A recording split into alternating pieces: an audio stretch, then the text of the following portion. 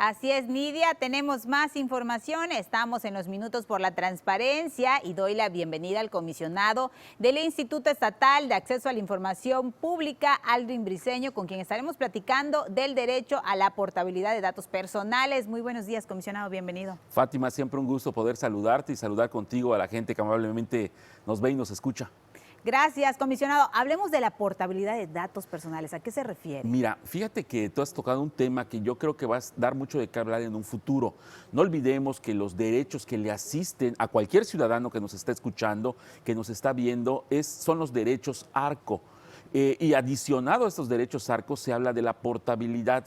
Es la posibilidad de tener, por ejemplo, cuando hablamos de derechos ARCO, el acceso de nuestros datos, la rectificación de nuestros datos. Si por ejemplo, algún sujeto obligado, algún hospital en nuestro expediente clínico tiene mal puesto nuestro nombre, tenemos el derecho de que se rectifique y que no nos cobren por esta rectificación.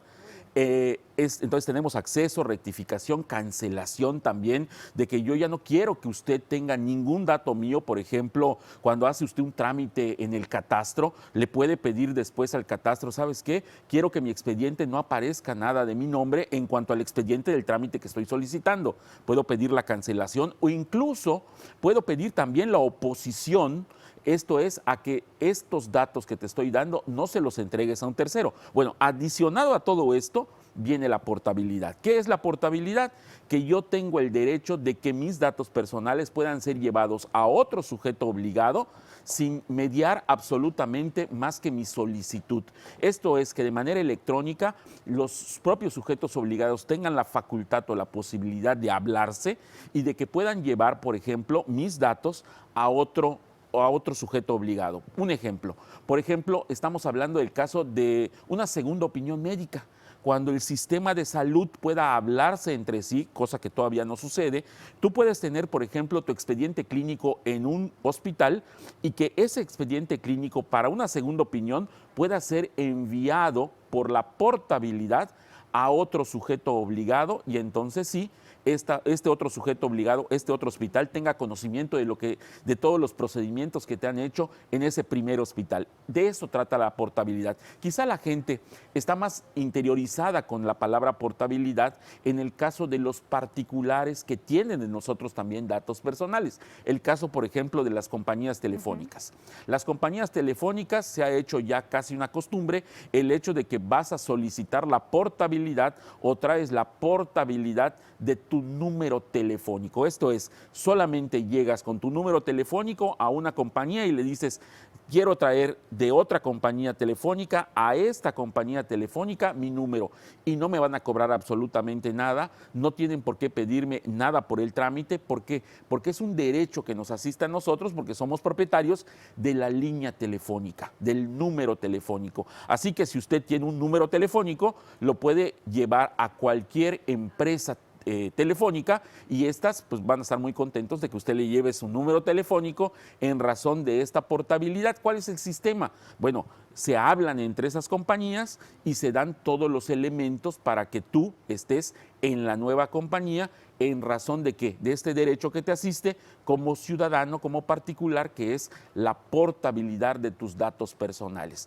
¿Esto qué quiere decir entonces? Es un derecho, es una posibilidad que tenemos como ciudadanos que nuestros datos, de quienes somos nosotros los propietarios de esos datos personales, de nuestro nombre, de nuestra dirección, de nuestros datos sensibles, en fin, absolutamente de todo este universo de datos personales que tenemos que entregarle tanto a sujetos obligados como a particulares para obtener trámites y servicios. Entonces, no está mal dar nuestros datos personales. Lo que estaría mal es que esos obligados, sujetos obligados o particulares, empresas, profesionistas, no cumplan con el deber de seguridad y con el deber también de confidencialidad resguardando nuestros datos personales. Eso sería en una generalidad lo que es la portabilidad, estimada Fátima. Comisionado, ¿se hace por medio de una solicitud del propio ciudadano? Es decir, si yo quiero emigrar mi archivo clínico a otro lugar, tengo que firmar algo, un papel me dan para firmar o cómo se da? Es una solicitud, evidentemente. Sí. Esa solicitud puede ser, lo ideal sería que fuera de la forma más rápida, más eficiente, y es claro que pues, tienes que hacer la solicitud por escrito y pedirle a ese sujeto obligado que te entregue, en todo caso, muchas de las personas ante esta deficiencia que tienen los sujetos obligados de tener sistemas que generen esta portabilidad, muchas veces, ¿qué es lo que hacen? Te dan tu expediente clínico. Entonces no pides la portabilidad, pides el acceso de tu información que se tiene contenida en ese expediente clínico. Porque, ojo, el expediente clínico por mucho tiempo, particularmente en el caso del expediente clínico, se pensó que era propiedad del médico que tenía ya su conocimiento, o se pensó que era propiedad de la clínica particular, por ejemplo, que era dueña de ese expediente. Ya la Corte ha señalado, y con mucha claridad, que el expediente clínico corresponde al ciudadano, que nosotros somos dueños de ese expediente clínico, independientemente si la clínica es pública o es privada. Y nosotros podemos acceder, tener en nuestro resguardo ese expediente clínico para casos de una segunda opinión. Pero ahí es cuando nosotros tenemos que clarificar. Solicitar el expediente clínico es acceso a datos. Solicitar la portabilidad cuando éste exista, porque esto es un elemento tecnológico que muchos sujetos obligados todavía no tienen, pero el derecho de acceder a nuestro expediente clínico, ese sí, es absolutamente del ciudadano. ¿Cómo está el INAI en estas peticiones, en estas solicitudes?